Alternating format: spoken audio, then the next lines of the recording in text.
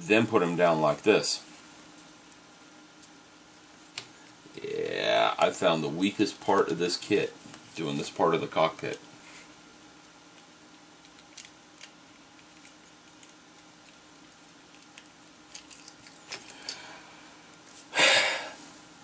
Glue.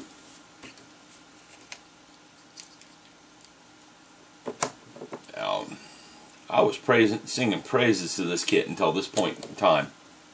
This point in time, I quit singing praises because she just went wonky on me right there. Good thing about this extra thin though is it sets up pretty quick. And I'm probably going to learn right now why you don't glue snap tight kits until you are sure of the placement of the parts, but that's okay. I'm not putting too much on here.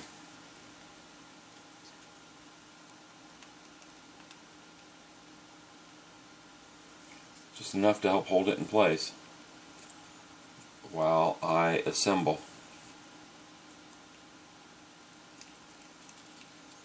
The various components. Yeah, the little glue, look, she's holding together a lot better. Just a little bit. Now I'm going to put the back piece on last. Thought about doing some lighting on this kit and then decided no, I just want something quick and easy to build because I've been doing a lot of tedious work with some of the other models, and I decided I deserved something quick and easy to build. And yes, I'm running into trouble. Here's why. This back plate is hitting the chair, the pilot chair. The pilot's chair is not far forward enough. And the back plate's hitting the pilot chair and not allowing things to go together properly, which is very interesting. And I begin to think their directions are very bad for this one step. There we go. There it went. It's in there. Let's get this front piece on there. Now hit her with some glue again.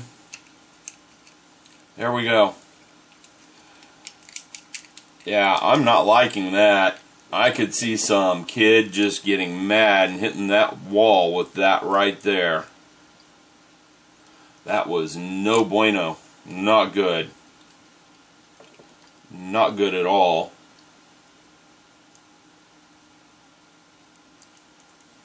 Doing a little spot welding there with the extra thin.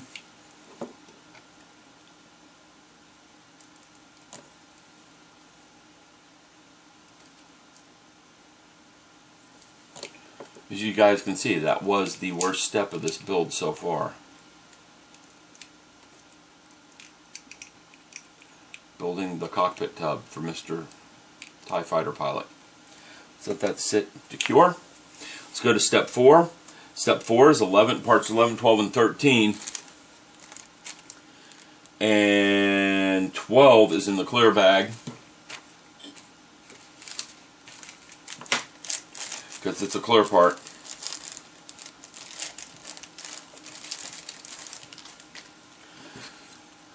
I'm trying to hurry before my company gets here. Has anyone noticed? You can't hurry things sometimes. There's 12, so I need 11 and 13. Of course, they'll be on the last sprue you look. Here's 11.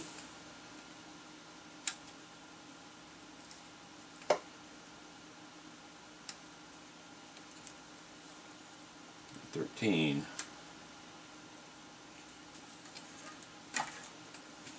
Okay. Now, it looks like, yeah, this is pretty idiot proof. You drop that down in there, snaps in place. I know, danger. Don't ever do what I'm doing here. I'm getting away with it because this stuff will craze clear paint pieces faster than anything. The only reason I'm doing it is because I know where I'm putting that stuff will not show. Notice I didn't put it on this piece here because it will show on that piece. So I'm going to leave that piece in the snap. You can see I didn't craze my transparent parts. You can see it on the back though. You can, if you look really closely, you can see it. And it didn't get out. Don't do that unless you're sure of what you're doing, because that will fog that clear part faster than anything. So be very careful with the cement on clear parts. Okay? Ooh, we don't need my screw cutters actually. So we're past halfway now. We're supposed to get parts 14 and 15 for this part.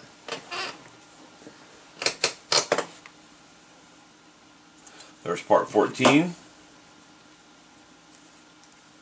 I can already tell this is going to require a bit of filing, because the attachment parts here are fairly large. Why they did that, I don't know. I don't know where part 15 is. It's probably up here, you know, the last place I'm going to look, and it is. It's right there.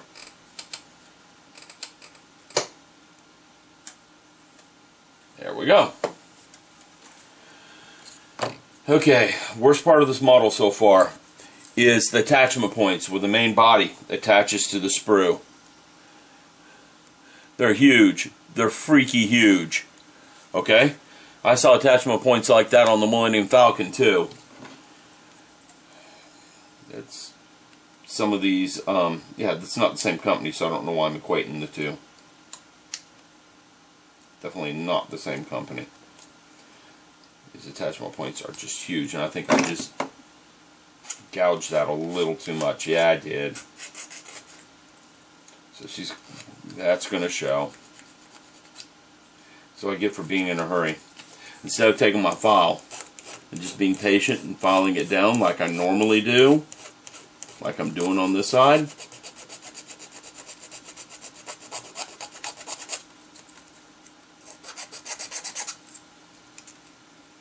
I went at it with the sprue cutters, and I notched it pretty good right there. On this side I got patient and just filed. Here, let me show you. Let me show you what impatience does when you get after it. You can see this side's fairly clean. Look at the gouges in this side over here. So be patient when you're doing this. Alright? So just be patient when you're doing this. Now, let's get our parts. Here's part 14. Here's part 15. We take the hatch. We put the hatch in. Okay, am I doing that right? Yep. That can't be right. No, that just can't be right. That hatch sits in there like that, yeah.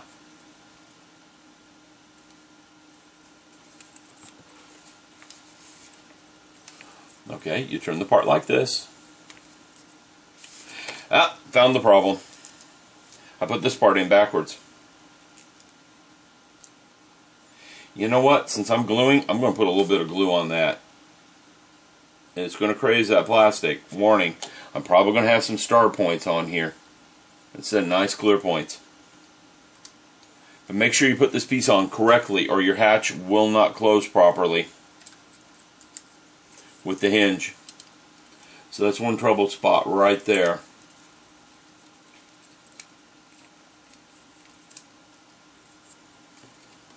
Take part 15, press her in, and that locks that hinge in place so you can open and close the top canopy. And you know, this thing isn't as easy as I thought it would be. Definitely built some Gundams with a couple hundred pieces that were easier. The 1000 Sunny was definitely easier. That's a huge snap model too. Okay, and yes, that pulled out like I was afraid it would do. There. We got her in there, so the hatch opens and closes. Okay. That was step 5. Oh, I'm not done with step 5. I got 2 more parts, 19 and 20. They're the lasers for the front of the ship. They're probably the tiniest parts on this model too.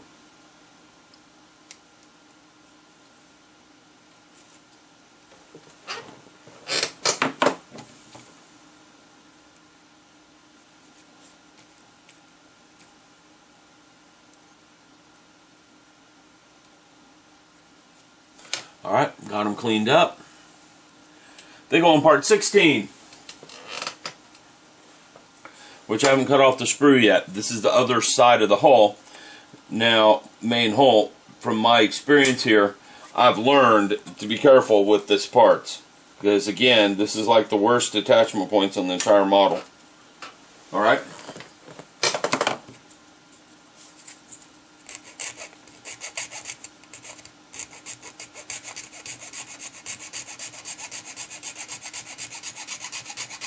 Going at it with a file instead of trimming.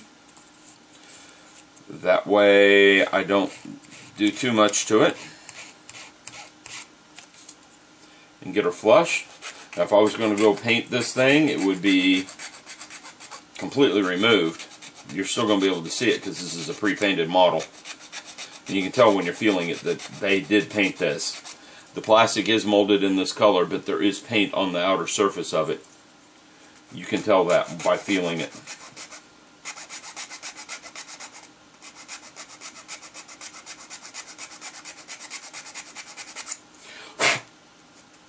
There we go. That side cleaned up really nicely too. Amazing. Alright. We're taking these two parts. They snap in. Like so. Oh, that must be the wrong side. Yep, that was the wrong side. Now be careful. These two parts, they go in very specifically. One is designed for one side. The other's designed for the other side, very specifically. I'm going to hit them with some extra thin on... No, you can't hit them from the underside. The good thing about the extra thin is you really just have to touch the side. Alright, I got to pause recording. Alright, back at it. I'm on step 6. Okay, and this is a very quick little build. What I need for step 6 is part 17 and part 18. Here's part 18. It's the last clear piece. No real glue on this one, and I probably won't glue this piece simply because I don't want any crazing. And there is a teeny bit of crazing where I put the glue on that piece. So let me get part 17. It won't take very long to find it,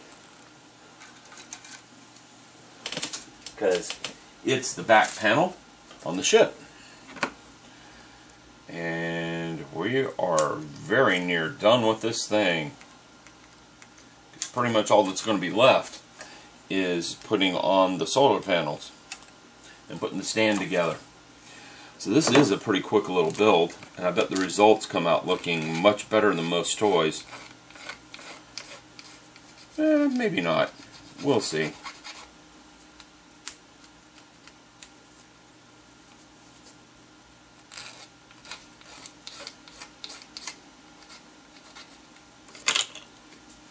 I can hit that with the nippers. Yeah, without harming the integrity of the part. So there we go. That part's done. So we take the bottom half of the ship. This has a key on it to keep it in place and keep it from rotating. If you can hold on to your parts, that is.